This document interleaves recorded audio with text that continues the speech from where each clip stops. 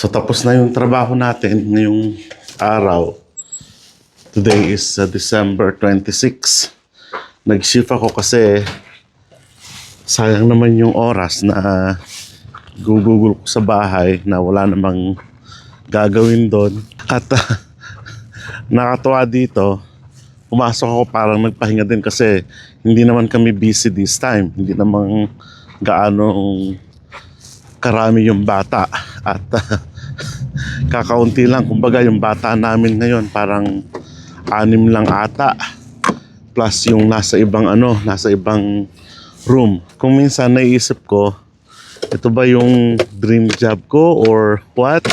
Pero actually, ang katotohanan yan ay talagang matagal ko nang pinapangarap din na yung trabaho ko nga sa Pilipinas ay maging trabaho ko din dito pagdating. But of course, ang sabi nga natin ay hindi ganun kadali at hindi ganun agad-agad, ano? Kung minsan pa nga ang nagiging usapan natin ay yung Canadian job mo is actually your Canadian dream. Nakaka-inspire lang yung mga kababayan natin na nagpapatuloy sa kanilang mga pangarap, syempre, at sa kanilang mga adhikain sa buhay when it terms doon sa usapin ng pampamilya, no? Dahil nung mga nakararaang buwan na yan, talagang amin natin na mahirap talaga yung although nagbibigay ako sa inyo ng ilang mga details patungkol sa tinatawag nating Immigration Canada, but ang katotohanan dyan, marami sa mga kababayan natin ang umuwi na, marami sa mga kababayan natin ang talagang medyo nawawalan ng pag-asa. But yung Canadian dream sa ngayon ay buhay pa ba? Nandyan pa ba yung tinatawag nating, hey, pagdating ng panahon, magkakaroon kami ng masaganang buhay o kaya naman magkakaroon kami ng, let's say, maayos sa buhay kapag nakarating kami ng Canada. Well, ang lagi ko naman sinasabi kahit na nung mga nakaraang video pa natin, that Canada is actually hindi naman siya talaga yung land of milk and honey na kung matatandaan niyo yung vlog natin na yun, ano. But of course, this is only an inspiration. So pag-usapan natin yung ilang mga bagay na may kinalaman sa ano ba yung Canadian dreams o kaya naman bakit ba maraming tao sa kasalukuyan ang nawawalan na ng pag-asa o kaya naman bakit sinasabing no more ang Canadian dreams. Wala na. Hindi na mangyayari yung Canadian dreams na yan. Wala na yan, no? So, unang-una kasi, yung mataas na gastos, no? Hindi lingid sa kaalaman. Na-share ko na rin sa inyo patungkol sa buhay namin mag-asawa. Nung pumunta kami rito, may malaki kaming pagkakautang. Sabi ko nga, more than 500,000 yung naging utang namin sa pagpunta namin dito. Hindi birong pera, no? Plus yung pang mga utang namin sa Pilipinas. And thankfully, sabi ko nga ay nalusutan naman yung mga pagkakataon o utang na yon na 0-0 namin yon in just less than parang 2 years, parang ganon. So, ang katotohanan yan, marami sa mga kababayan natin who are struggling financially, it's because sa laki ng gastos naman talaga na po pwedeng ma-encounter ng, syempre, ng gustong mag-Canada o gustong makapunta dito, hindi po ba? Pangalawa, yung pabahay na nababalitaan natin na medyo mataas yung cost ng pabahay sa kasalukuyan, apartment, dahil nga doon sa marami yung naghahanap ng bahay at yung iba naman ang tinatawag natin siyempre yung law of yung demand, di ba? Supply and demand. Kakaunti ang supply ng bahay pero malaki yung demand kaya nagmahal yung pabahay, kakaunting pabahay, at ilan lamang yun sa mga naging na-encounter ng mga kabayan natin. Yung iba naman katulad ng mga ibang vlogger din na napanood nyo na napunta ng iba't ibang lugar na medyo mas mababa ang cost of living. From Toronto, from Vancouver, nag-move sila into provinces, parang gano'n, ano? So, ilan lang yon. And another one, kung bakit sinasabi nila na wala na yung tinatawag nating Canadian Dream, yung mahigpit o masyadong mahigpit na patakaran ng gobyerno sa kasalukuyan na talaga namang napakahigpit. Saka yung hahanapin nyo yung pagiging mahigpit, napakahigpit talaga. At hindi natin kumbaga may kakaila na talagang yung higpit ay humigpit pa, parang ganon, ano. Although ang sinasabi parang pang more than top 10 mahigit para maging permanent resident ka dito sa Canada, at indicator ito na talagang ang government of Canada ay nagkaroon ng polisiya na kung saan medyo babagalan yung pagdating ng tao dito. That's why nag-resort ang mga ilang kababayan natin o ilang mga nasyon na lalabas na lang muna kami ng Canada dahil hindi kami magkaroon ng permanent status namin dito. Pero ang kainaman naman yan ay marami sa mga kababayan natin ang nakikita pa rin ng Canada bilang isang lugar kung saan, number one, merong opportunity na naghihintay para sa kanila, para sa atin, at makaahon pagdating ng panahon. So yun yung nakikita naman ng ilang kababayan natin. It is a land of opportunity. I can tell that and I can say that kasi makikita nyo naman doon sa post ng, well, hindi na ako lalayo, ano? Ang pamilya ko na lang, sabi ko nga, halos nandito na lang, isa na lang yung hinihintay namin sa aming magkakapatid, at nandito na kaming lahat, yung tatay ko na lang, kapatid ko, and her family. And sa side ng asawa ko, lahat ng member ng family niya nandito naman na, at may mga trabaho na maayos naman, ano?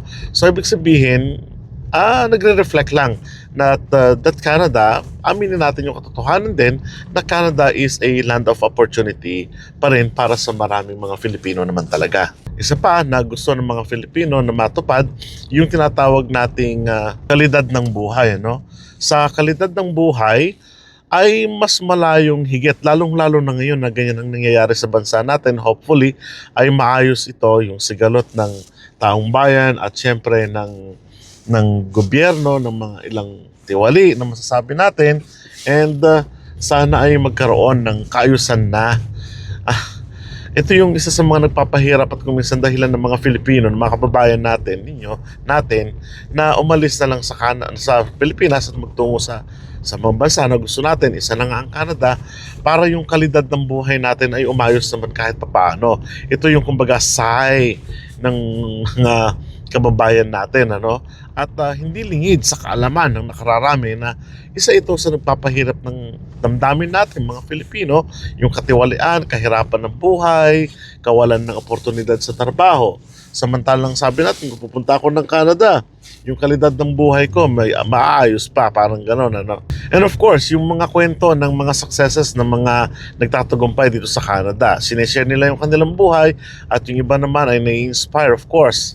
Isa na ako sa nai-inspire sa mga buhay ng mga kababayan natin na nandito, yung buhay ng mga kamag-anak ko na nandito na nag-success. They succeeded sa kanilang mga larangan, kanilang larangan, at talaga naman na makita mo na nagtrabaho sila at naging kumbaga jumping board ito ko at ng ilang mga kababayan natin na pagdating natin ng Canada, magiging kalidad ng buhay ay ayos kumpara nung nakatira tayo sa Pilipinas, parang gano'n, no?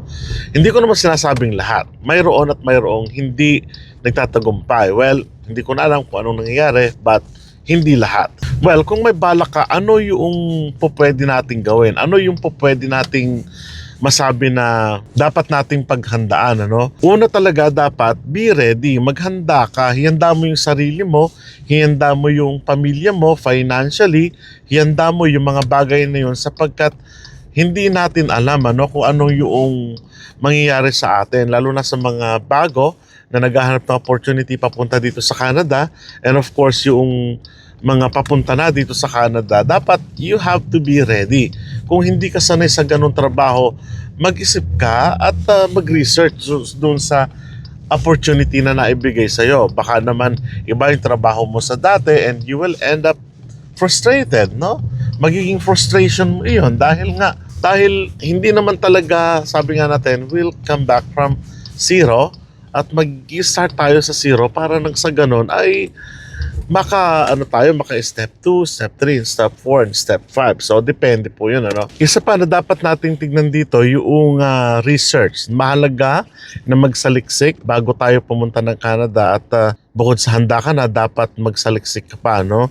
Yung lugar kung saan ka, lagi kong sinasabi to, yung lugar kung saan ka pupunta, yung lugar kung saan ka mananatili, ano yung uri ng pamumuhay doon, ano yung mga trabaho na available para sa iyo, para sa family mo, and the like, no?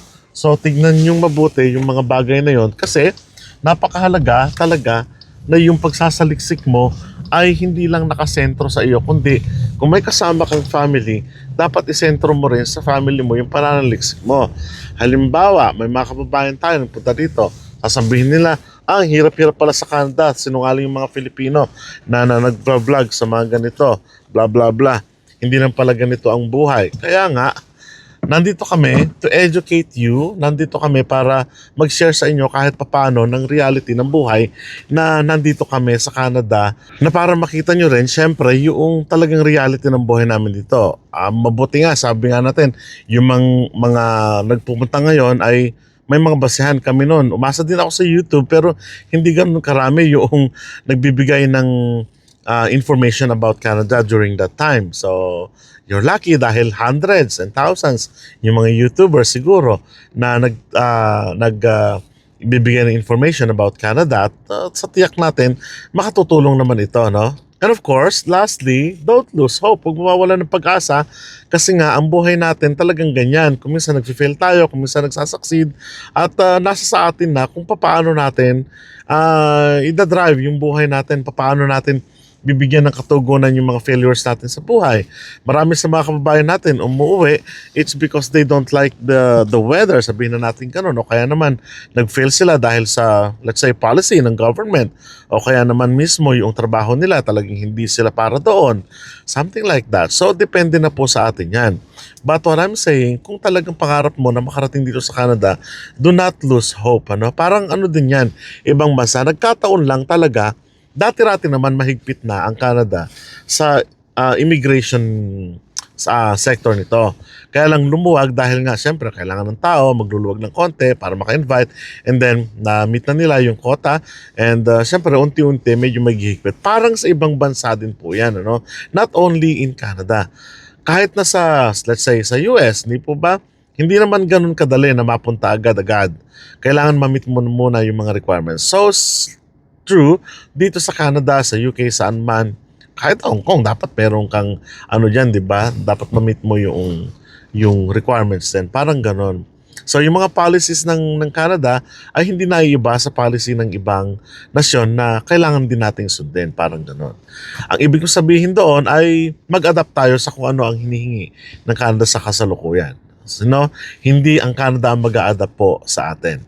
So, what I'm saying, again, ay yung Canadian dream, nandyan pa rin yon. So, it depende na lang po sa inyo ngayon kung paano nyo ito makakamit, So, sabi ko nga, there are lots of ways kung paano makararating dito sa Canada. Pero, the hype, yung uso, kumbaga, na pagpunta dito sa Canada, hindi siya ganun ka-extreme sa kasalukuyan. Extreme in the sense na maluwag, parang ganun. Hindi ganun siya kaluwag sa kasalukuyan, So, kaya nga, lagi ko sinasabi at the end of my vlog, let's pray na magluwag sila para sa ganun ay makarating yung ibang mga kababayan natin na nangangarap rin na makarating dito sa Canada. So, maraming salamat po. Kita-kita po tayo sa mga susunod na vlog. Sa muli po, paalam.